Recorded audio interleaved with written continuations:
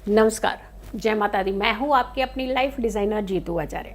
बहुत सारे लोग नवरात्रि कर रहे हैं, किसी कारण से कहते हैं कि गलती से ना हमने मुंह में कुछ डाल दिया, हमसे ना व्रत हमारा खराब हो गया, गलती से ना हमने कुछ सेवन कर लिया है तो हमारे तो व्रत अब बाकी के तो सारे खराब हो गए। अब हमारे घर की ना जोत बुझ गई है, शांत हो गई है, तो क्या हम जोत जलाएं दोबारा या नहीं, जहाँ पर ऐसे ही रहने दें या सुबह शाम की करें। तो यानी इतने सारे क्वेश्चंस, इतने सारे वहम, इतने सारे डर जब आपके जीवन में हों तो आप पूजा को सफल कैसे बनाएंगे। हम आपके इतने डर जो है ना यही निकालने के लिए आ जाए हैं। और इस वीडियो को आपने एक प्रॉमिस करना है कि शेयर भी ज़रूर करना है, क्योंकि आप तक इन्फॉर्मेशन पहुँची है तो आप बाकियों तक इन्फॉर्मेशन नहीं पहुँचाते हैं। ये आपका भी कर्तव्य है, जैसे हमारा कर्तव्य है कि आप परेशान ना हो, आप तक ये इन्फॉर्मेशन पहुँचे। सेम सिचुएशन आप दूसरों के साथ भी समझिए, और भी लोग इसको लेकर के परेशान हो सकते हैं। तो आपने क्या करना है, अगर किसी कारण से अखंड ज्योत बुझ गई है, शांत हो गई है, या फिर आपने गलती से कुछ मुंह में डाल लिया, खा लिया, आपने कुछ अन्न खा लिया है या सेंधा नमक के बजाय दूसरा नमक का कोई चीज़ खा लिया है, तो अब क्या करें, बाकी व्रत का क्या करें। तो बाकी व्रत का सबका आपके पास यही सोल्यूशन है। सबसे पहले हम उन लोगों की बात कर लेते हैं कि अखंड ज्योत जिनकी शांत हो जाती है, और फिर हम ये बात करेंगे कि गलती से अगर आपने मुंह में कुछ डाल दिया है, खा लिया है, तो उनको क्या करना है। पहली बात अखंड ज्योत की। अखंड ज्योत देखिए कई कारणों से शांत हो सकती है। एक वाकई ही कुछ नियत में खोट हो गया, या कुछ गलत सोचते हुए भाव अच्छे नहीं थे, या किसी कारण से द्वेष था किसी दूसरों के प्रति, जला रहे थे ज्योत और मन कहीं और दिल कहीं और, चित्त कहीं और। तो ये भी एक कारण होता है कि आप कॉन्शियसली उसको ध्यान से देख ही नहीं पा रहे थे, ज्योत शांत हो गई, ढंग से जलाई नहीं है, प्रज्वलित नहीं की, तो ज्योत शांत हो गई। तो अगर ऐसा हुआ है तो ये गलती तो आप ही कर रहे हैं ना। तो फोकस करिए, सबसे पहले तो आप ही फोकस रखिए कि हम ज्योत प्रज्वलित करी है, शांत से उनका अटेंटिवली आपको ध्यान भी रखना है कि ज्योत की बातें नीचे तो नहीं जा रही है, उसमें घी तो नहीं समाप्त हो रहा है। और अगर किसी कारण से हो रहा है तो ये तो प्रिकॉशन है, ये तो आपने स्वयं लेना है। लेकिन अगर बाती भी है, घी भी है, और उसके बाद ज्योत शांत हो रही है, तो वहाँ तो फैक्टर दूसरा हो गया ना, कि वहाँ ये नहीं है कह सकते कि आपने ध्यान नहीं दिया। वहाँ पे ये हो सकता है कोई कारण से हमारी भूल चूक हो रखी हो, उसके लिए तो आप कान पकड़िए, माँ से क्षमा कर लीजिए, मांग लीजिए। और माँ आपको पता है कितनी जल्दी क्षमा करती है बच्चों को। ये तो आप अपने घरों के अंदर भी देख ही रहे हैं कि आप कुछ भी गलती करके आते हैं, माँ को आप बोलते हैं आके कि हमसे गलती होगी तो हाँ ठीक है बेटा अगली बार मत करना। माँ तो माँ ही है ना, वो तो बड़ी जल्दी क्षमा दे देती है।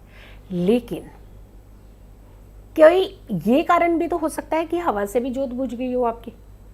आप इतना डर वहम क्यों रखे। क्षमा तो आप मांगिए, ज़रूर मांगिएगा, अगर चाहे हवा से भी बुझिए या कैसे भी, ज्योत तो शांत हुई है, माँ दुर्गा के आगे अर्जी लगा दीजिए, वो तो आप कीजिए। लेकिन अगर मान लीजिए कि हवा से ज्योत बुझ गई है, तो आप ये डर जो लिया है आपने साथ में, तो जो बाकी के नवरात्रि है वो तो खराब कर दिए आपने। यानी एक दिन का प्रॉब्लम होने से आपने बाकी 6, 7, 5 जितनी नवरात्रि बचती है सारी खराब कर दी आपने। उनमें मन ही नहीं लगा आपका, क्योंकि मन आपका कहाँ पे, ज्योत बुझ गई है जी, कुछ होने वाला है, कुछ होने वाला है, कुछ होने वाला है। जब हम अपने इर्द गिर्द ऐसी वाइब्रेशन पैदा करते हैं, कुछ होने वाला है, कुछ होने वाला है, तो कुछ हो ही जाता है फिर, क्योंकि भाव तो आप ही पैदा कर रहे हैं ना। तो सबसे पहले आपने कोई ऐसा मन के अंदर नेगेटिव ख्याल नहीं आने देना है कि कुछ हो जाएगा, कुछ हो गया, कुछ होने वाला है, कुछ ये है, ये नहीं करिएगा।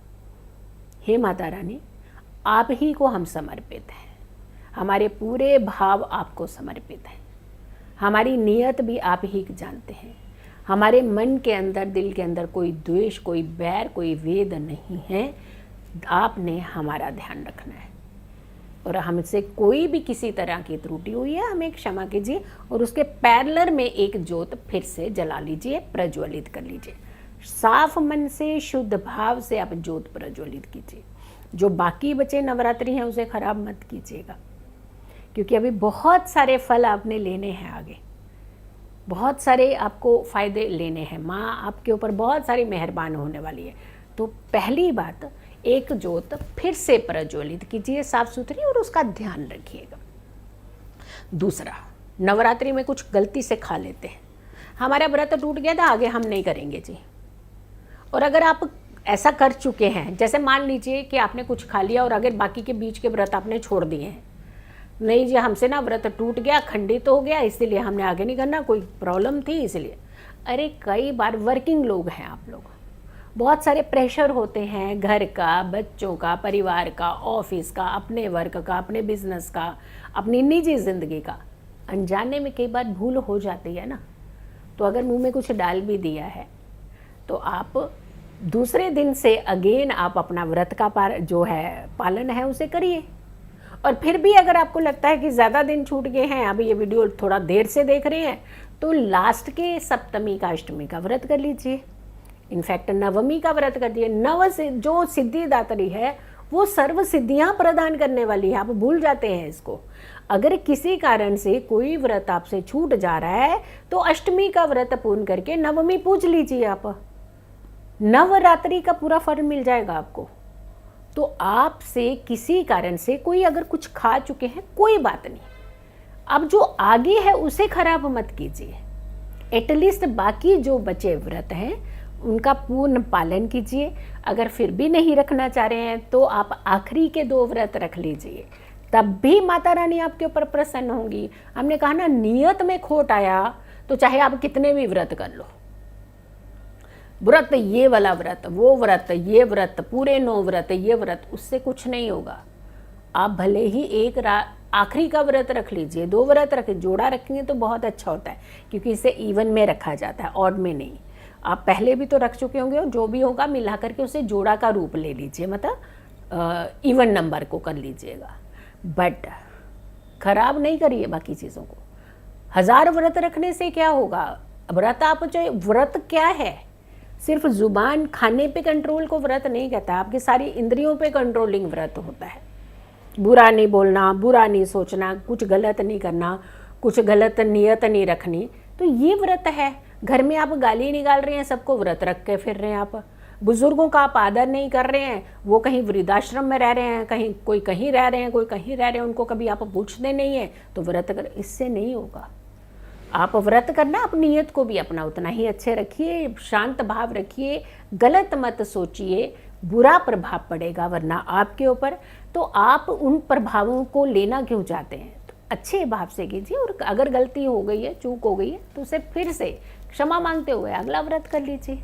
तो वीडियो को ज़रूर शेयर कीजिएगा। अगर आप लोगों ने चैनल सब्सक्राइब नहीं किया तो ज़रूर कीजिए, वीडियो शेयर कीजिए, और मेरी आने वाली हर वीडियो को ज़रूर देखें। खुश रहें, स्वस्थ रहें, पॉजिटिव रहें। पॉजिटिव रहते हैं तो हर समस्या से हम दूर रहते हैं। जल्दी हाजिर होंगे एक अच्छी वीडियो के साथ, तब तक के लिए नमस्कार, जय माता दी।